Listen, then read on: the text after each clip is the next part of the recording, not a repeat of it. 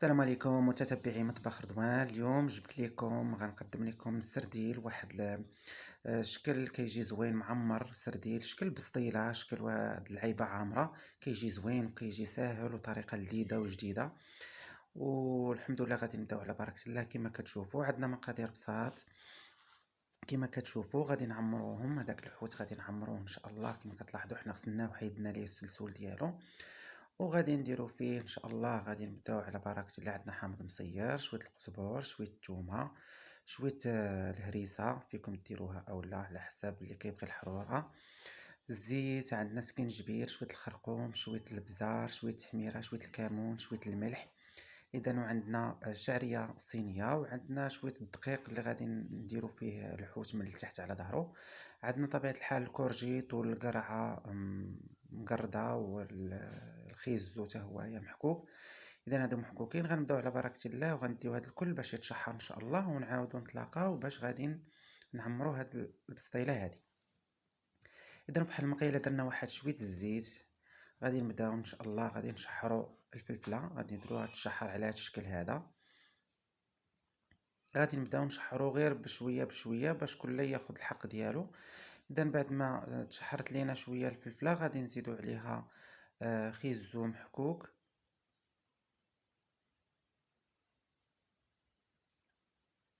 على هذا الشكل، وغادي نخليوه ان شاء الله يتشحر حتى هو شويه.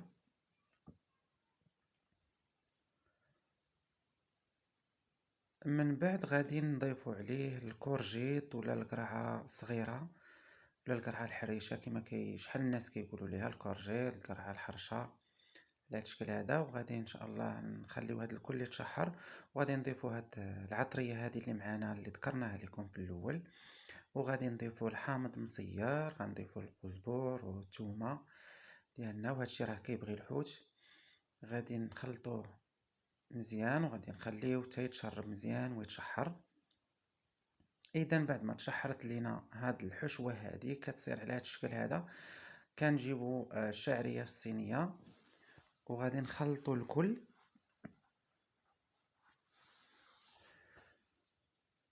غادي نخلطوا الكل على هذا الشكل هذا باش تندمج لينا الشعريه الصينيه مع هاد الحشوه هذه. فيكم تضيفوا الزيتون، فيكم تضيفوا بزاف الحوايج.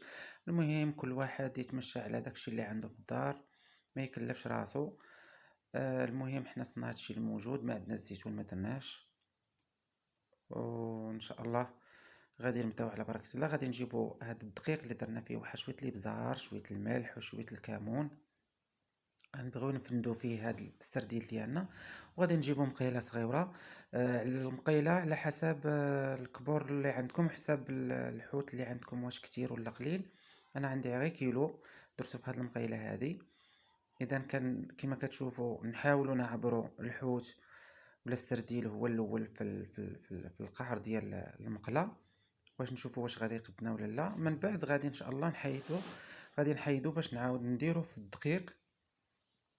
وهذاك الدقيق اللي درناه هو الابزار والكمون. اذا كما كتشوفوا حنا غادي نبداو ان شاء الله دابا.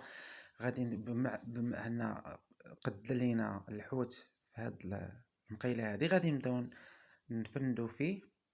اذا حنا درنا وضعنا الزيت اولا، ودرنا هاد الحوت بدينا كنفندو فيه في الدقيق، وكنوضعوه وكنصطفوه وحده على وحده، ما نخليوش الفراغ باش تجينا الحشوه لداخل وما تخرجش لينا من الجوانب. كما تشوفوا على هذا الشكل هذا غادي نجيبوا ان شاء الله الحشوه ديالنا، وغادي نحطوها كامل هنايا على هذا الشكل هذا، ونسرحوا الحشوه في الجوانب، ونسرحوا كل شيء الجوانب على هذا الشكل باش كل شيء ياخذ حقه.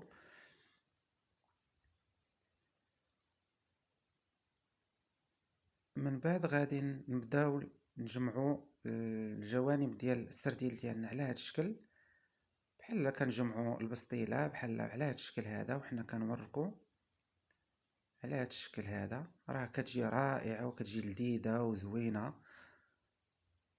وهذوك الجوج اللي بقاو لينا غادي نغطيو بهم الفوق، ونديروهم حتى هما في الدقيق ونغطيو بهم. إذن غادي نديوها إن شاء الله باش طيب فوق نار مهيلة شي 10 دقايق ولا 8 دقايق، من بعد كنقلبوها في واحد الإناء وكنعاودو نضيفو واحد شوية الزيت من الجوانب حتى تحمر لينا، وإن شاء الله غادي تشوفوها في طبق التقديم كيف جات.